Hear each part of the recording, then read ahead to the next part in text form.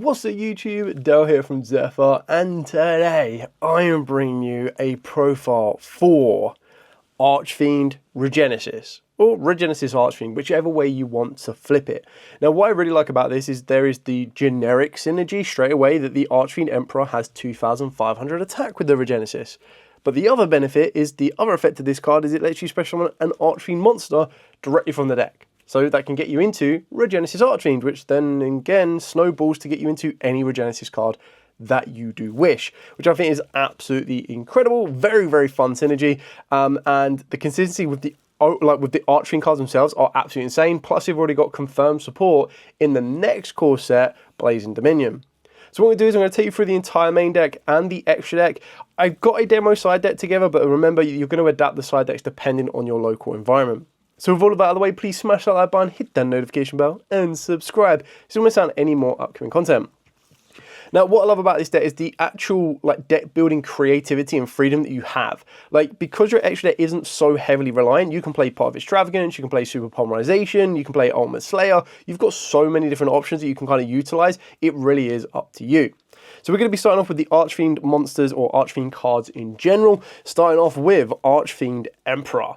Now, these are incredibly good additions, and I am massively, massively tempted to check out how much the starlights are on these cards, but I'll have a look afterwards.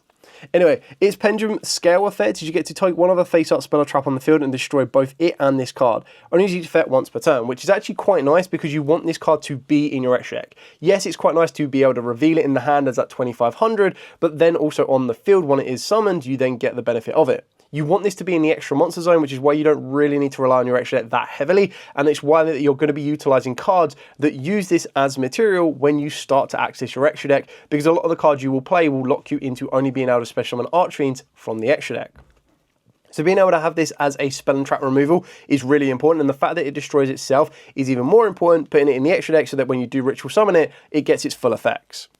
So you can ritual summon this card with Throne of the Archfiends. It must be ritual summoned. It's unaffected by other monster effects while it is in the extra monster zone. You can only use each of the following effects once per turn. If it's ritual summoned from the extra deck, you can banish all monsters on the field except in the extra monster zones. If this card is in the extra monster zone, you get to special summon a themed monster from the hand, deck, grave, or banished. So that's how it can lead you into, of course, your Regenesis Archfiend, which is really, really nice. Then we're playing free Royal Archfiend. This card as well is absolutely amazing because normally a card will be tributed from the field and you're like, oh, I've got to get this card on the field and I've got to do what I need to do.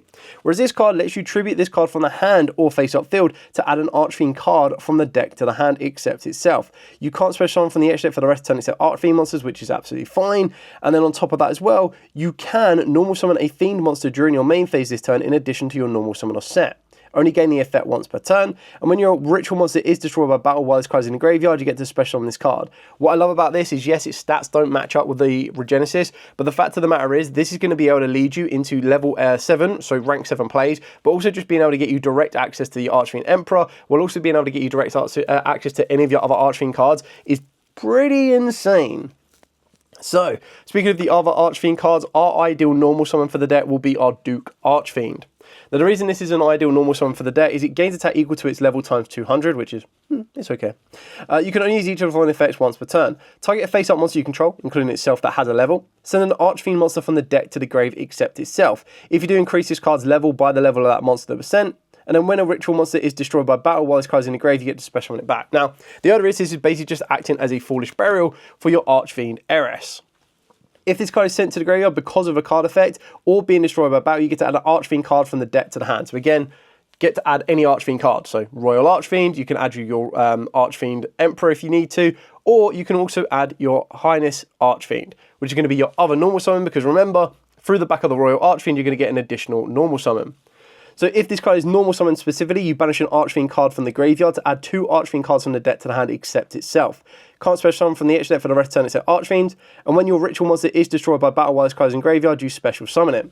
Now it's really important because this will only trigger on normal summon, and the reason you're not maxing out on this card is because it does nothing on its own. It needs an Archfiend in the graveyard, which is why starting with Duke Archfiend is so much better. Yes, this does get interacted with by Beyond High Heaven. You could very easily include a tour guide engine.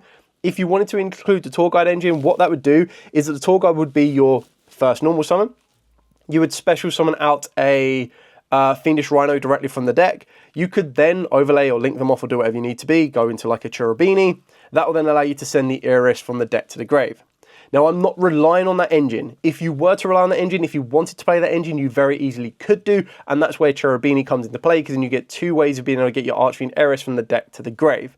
I'm relying specifically on the Duke Archfiend route, which is very, very useful, and I'll show you the combo at the end of the video, so you kind of have a bit of an idea of where Duke Archfiend leads you and how you can get access or bridge from your Archfiends into the Regenesis, and the Regenesis themselves can pretty much hold their own. We're then on free Archfiend strategy. Now, you can play a terraforming in place of one of the Archfiend strategies, or in addition if you wanted to. Fiend monsters in your extra monster zone gain 1,000 attacks. That means that your Royal Archfiend will become a base of 3,500, and it's really important that the Regenesis cards trigger off of the original attacks as well, so it doesn't affect them at all. Banish a Fiend monster or an Archfiend card from the hand or grave to add an Archfiend card from the deck to the hand except a field spell. You can add an Archfiend Pendulum monster from your deck to the face-up extra deck, which is really important because that's more ways of getting it directly from the deck to the face-up extra deck, which is where you want it, so that you can ritual summon it out and then get the most effects. Then on top of that, we do play the one Throne of the Archfiends.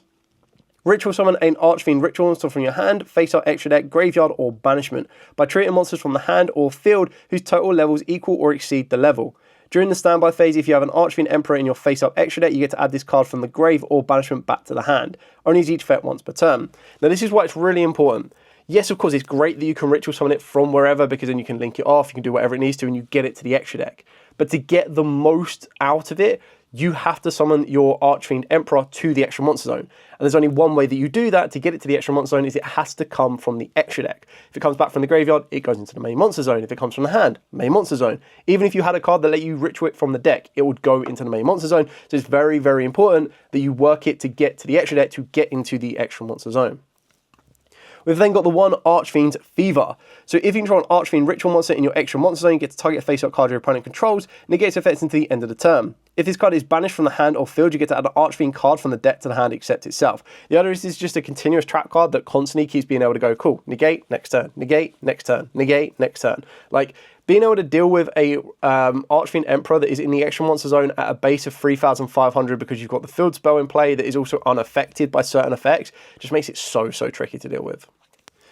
Then for the final card that kind of bridges more towards the Archfiend cards than anything else but can still be utilised in the Regenesis side is the Foolish Burial, because it's just another way to get your Heiress from deck to grave, as I'm fully aware that Duke Archfiend has all of those susceptibilities of Imperm, Ash, Veiler, you name it, it could stop it. Then for the Regenesis monsters, we are on free Regenesis Archfiend. So this is the bridge, the fact that your Archfiend monsters can get you access to Regenesis Archfiend, which can then get you into any Regenesis card. To get you the Omni Negate, we do have the Regenesis Sage. To get you your Spell and Trap Disruption, we have the Dragon. To get you the Return from the Field, we have the Warrior. And we're backing this up with free Regenesis itself. Now, you can play Regenesis Lord in the main deck if you wanted to. I honestly didn't feel that it was absolutely necessity to do so, for the pure fact that I want to lean on the Archfiends a little bit more than the Regenesis cards, but you can side it, you can main it, it really is up to you. The only card that gets affected by the Archfiend kind of involvement is the Regenesis code, because the idea is you can't use this during the draw phase anymore, which I suppose on the plus side of that, we don't need to worry about as many copies of Drow and Lockbird, so not relying on Regenesis code as heavily is absolutely fine, because if you lock yourself out of special summoning from the extra deck, you can't get the benefits of your Archfiend Emperor, which is what you're really trying to do. The final card is the one Regenesis Birth. This is still incredibly good, like a Foolish Burial for your Regenesis cards that are going to come back to your hand during your opponent's end phase anyway, and then be able to Book of Moon one of your opponent's monsters, if not all of them, is very, very important. And then for the non-engine, I've gone with Ash Blossom, Fuelos, Free Bestials. This is the space that could very easily become Super Polymerization if you wanted to, or Ultimate Slayer if you want to lean into that way. But what these have that the others don't is the fact that they have 2,500 attack stats, so that's going to be able to reveal them to get you access to your Regenesis. And then I play two Pot of Extravagance. You don't have to play this again. This is another space for Super Polymerization, Forbidden Droplet, Forbidden Crown. Really is up to you and depend on what you have access to. But ultimately, the extra deck is very, very flexible. I'm going to show you 11 cards in the extra deck. It's then up to you on which direction you want to go down. If you choose not to play Pot of Extravagance, you play Super Polymerization. The remaining 4 slots in the extra deck become like your Garura, your Mud Dragon, your Centurion Dragon, if you want to go down that route as well, and maybe even a Dracus Depelia. But remember, you're going to lock yourself out of the extra deck apart from summoning Archfiends, so that's when you need to be a little bit more flexible. But the idea is that there's not really anything in our extra deck that is so tied that we cannot afford to lose it. So that's it for the entire main deck. Now to take you through the extra deck. So for the extra deck, one of the cards that I showed you at the start of the video, pretty much to grab a little bit of attention on that one, is our Odd Eyes Vortex Dragon. Now I suppose you're probably going to be like, well, how do you get your Odd Eyes Vortex Dragon? Well, what you need to see is you can go into your Odd Eyes Absolute Dragon. Now the idea is that your Archfiend Emperor is going to be a level 7. You have more level 7s in this deck than anything else for the pure fact you've also got, wherever it may be, your Warrior as another level 7. You've then got your Sage as another level 7. And then you also have your 3 Royal Archfiend. So you've got plenty of level 7s that could be utilised, and the idea is that you would overlay any of those into the Absolute Dragon. Yes, you'd then link off the Absolute Dragon. If you were to use your Archfiend Emperor, it would go to the graveyard, not the face-up extra deck. But because we are so focused on getting our Archfiend Emperor to the face-up extra deck, it means that your Vortex Dragon is live and effective, which can be very, very useful sometimes in order to kind of deal with some of those pesky cards that might be able to break your field. Again, completely flexible. You don't have to play it. It's just like an option of, hey, look, if you haven't already considered this, you can consider this. We've then got for our other rank 7s, 1 Red Ice Flare Metal, just generic level 7 stuff. The 1 Dark Arm Dragon of Annihilation, number 11 Big Eye. You've also got, and I've put it to one side and completely misplaced it, is the Phantom, is our Mecha Beast Phantom Draco Sack. Then for our other XEs, we do play the brothers, or the rivals, I guess, in the form of Typhon and Zeus. And then for our links, we've got the 1 Amraj. This is basically in here if you do have to normal summon down your Archfiend Heiress. You can then link it off. Obviously not ideal. It doesn't go to the graveyard via card effect, but there will be times where you might have to be forced to normal summon it, get it to the graveyard, and then that can start opening up the door for some of your other Archfiend cards. Then generic of SP Little Knight, IP Masquerena, and Gorgon. Now again, complete flexibility. I've only shown you 11 cards for this extra deck. Super Polymerization is a complete option for you. If you want to go down the Part of Extravagance one and you're like, I actually really like SP Little Knight, you can play SP Little Knight at 3. You've got your Phantom Fortress, your Draco Sack as well. Again, puts it up to a 12 card extra deck. And they're just kind of options I'm still trying to fine tune out as to what version I want to go for. Whether I want to go for Super Polymerization, which will restrict some of my plays, but not all of them. Or if I want to go down a Part of Extravagance route where I'm gonna try and aim to have consistency more than anything else. Heck, you could play Part of Extravagance and Super Polymerization. You've also got the Fallen and the Virtuous that you can use as an engine, whether you put it in the main deck or the side deck. It really is up to you. Now for the demo side deck, this really does adapt to your environment, but this is going to be the exact same as the Rocket side deck that I showed you earlier, for the pure fact that you've got your anti-magic arrows and you've got your magic deflectors for the Radiant matchup. If you don't have a Radiant matchup in your environment, you can cut these out completely. Lightning Storm can very easily be evenly matched. Nibiru's, Drolls, Perulias. Like, you've got a load of different flexibility. This is not something that you need to play staple for staple. It's just one of those options. If you want to play Forbidden Droplet, play Forbidden Droplet. You want to play Crown. You have that flexible option for you. So very short, sweet, simple, profile to the point, and the idea behind that one is I just wanted to get to the combo so I can show you how this combo works. So I'm going to zoom out, I'm going to reset the board state, and then I'm going to show you the very basic combo for how your Archfiend bridge into your Regenesis, and then really do cause your opponent a lot of issues. So I'm going to be back in a second.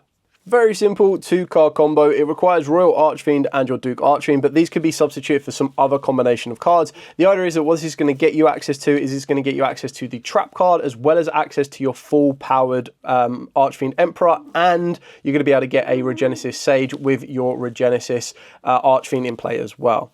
So you're going to start off by normal summoning your Duke Archfiend. You're going to send from the deck to the grave being your Heiress. And it's actually really important that this adapts the level to a level 7, and you'll see that later on in the combo.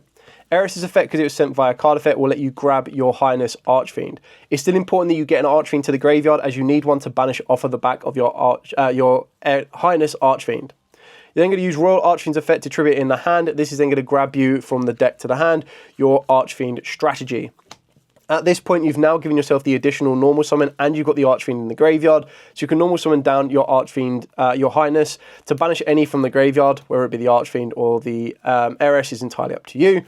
In doing so, this will then allow you to add to. So you're going to grab Throne of the Archfiend and your Archfiend's Fever. So you're pretty much covered what you need. You're then going to activate your Archfiend strategy. This is then going to allow you to utilize the effect to place an Archfiend directly from your deck, Archfiend Pendulum Monster from the deck to the face-up extra deck, which puts your Emperor there. Now we're going to activate our Throne of the Archfiend. This is going to allow us to tribute off the Duke. Remember, this is now a level 7 because it's sent Archfiend Heiress, and its effect bumps it to a level 7. By doing so, we're then going to be able to summon out our Archfiend Emperor, which will go into the extra monster zone. So it's going to gain all of its juicy effects, which then means you can use this effect to special summon out your Regenesis Archfiend directly from the deck. At this point here, it's entirely up to you on which one you want to go for. The safest route would be to go for your Regenesis, because then you just go, cool, activate Regenesis and get your Sage, summon down the Sage, because you've got 2 monsters with 2,500 attack on the field. If you want to be a little bit more risky, and the reason that rather than going directly for the Sage, you go for the Regenesis, is just because you have that graveyard effect of the Regenesis, to be able to banish it from the graveyard, target a Regenesis monster in the grave, and special summon it. Your other option could be the Regenesis code. This will lock you out of the extra deck until the next turn, but again, the idea behind this one is that you would activate the code. This would give you direct access to your Sage and still be in the exact same position, but this gives you the ability to revive a banished Regenesis monster instead. So kind of up to you on which way you'd want to go for it. Either or of these would be a good targets to go for. It doesn't matter which one. It kind of comes down to, like, you've already added twice off of the back of this, so if they have Droll and Lockbird, they've drolled you. I suppose the only reason that you would go with Sage off of the back of Regenesis, or directly off of the Archfiend, more times the Regenesis than anything, is if you're under a Fuelos, and then that's something you might want to consider. But even then, you still would have given them a decent chunk of draws. Then you're going to be able to set your Archfiend Fever, and you're going to pass your turn. So this all came from 2 cards. You're still going to have 3 more cards in your hand, whether they be hand interactions or not. But the idea is you've got your Archfiend Emperor, which is going to be at 3,500. Plus, it's also going to be unaffected by other monster effects while it is in the extra monster zone. So that's going to be very, very tricky to deal with. You've got your Archfiend Fever, that as long as you control an Archfiend Ritual monster in the extra monster zone, you get to target a face-up card your opponent controls and negate its effects until the end of the turn. And if it is banished from the hand or field, you get to add an Archfiend card from the deck to the hand, but a little bit irrelevant. The only weakness you have right now is your Highness Archfiend is stuck here in attack position, and they can very easily just run over it. But you know, you've got a bit of flexibility here because you've still got Sage, which can either tribute itself or tribute off the Archfiend. If you've got a card in the hand, tribute off the Archfiend. If you don't have a card in the hand that you can reveal for the Archfiend, then tribute off the Sage. But the idea is you've got that on the negate there. You've got your target negate there. This is still a towers that your opponent needs to deal with. In the end phase, this would then come back to the hand. And even if it doesn't come back to the hand, you still have the Regenesis in the grave to banish it and then bring it back. You still also remember that during the standby phase, as long as we've got the Archfiend Emperor in our face-up extra deck, you get to add it from the graveyard back to the hand, which, if they do manage to get rid of the Archfiend Emperor via a Kaiju or anything, you just get to add this back to the hand, and you get to go again because you've already got the Sage on the field, or you've got the Regenesis Archfiend in the hand. So either or, you've got a lot more to do, and a lot more to push through, and then you would have drawn another card for turn. So your hand at that point will be 4, unless your hand was utilised with either imperms, if you just decide to play those, or you've gone through your Bystials, you've gone through your Ash Blossoms as well. So you've still got interactions that can utilise against your opponent, and you still have a very decent field. Like I said, the biggest weak point is something like your Highness Archfiend. I wish that this one had the effect that your opponent had to attack the Emperor. That would have made it very, very good. But still, it's a very, very basic combo for something that's quite a nice hybrid, and I really do like it. The fact that the Archfiend Emperor itself is also a bridge just to reveal it for your Archfiends, or have that 2,500 on the field for your Archfiend, for your Regenesis, is still really kind of cool. Anyway, thank you so much for watching. If you like, comment, subscribe, share. Any questions at all, by all means, please put in the comments down below. I'm always happy to answer them where at all possible.